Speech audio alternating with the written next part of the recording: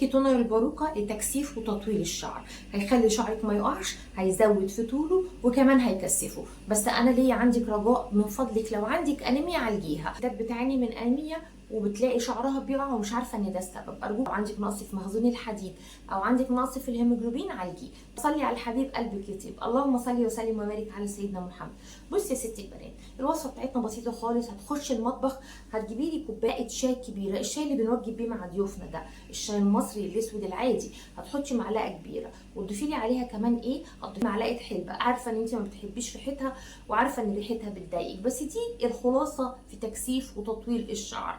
ما هو عليها كمان ايه، هتضيفي لي 2 ورق لوري، وكمان هتضيفي عليها ايه، هتضيفي لي عليها شويه حلوين شويه حلوين من القرنفل، وما تستخسريش في نفسك، والقرنفل اللي هو المسمار. عملتي كده خلاص، بس حطي نص لتر ميه. حطيت خلاص نص لتر ميه، توطي لي النار خالص على نار هاديه وتسيبيها هي تغلي شويه حلوين مع نفسها، قيمه 3-5 دقايق كده.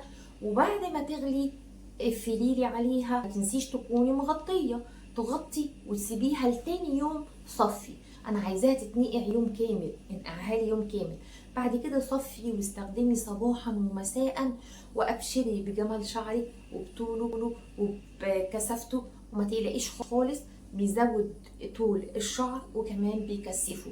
بالنسبه للشعريه المأستكه اللي بتتقطع معاكي بسهوله، دي بسبب الحاجات الغلط اللي انت تستخدميها. فرممي شعرك بالمكونات اللي انا بديها لك، انت مش محتاجه اكتر من كده. الفيديو بتمنى يكون الفيديو عجبك. يا ريت لو الفيديو عجبك ما تنسينيش اللايك والشير والسبسكرايب. والسلام عليكم ورحمه الله وبركاته.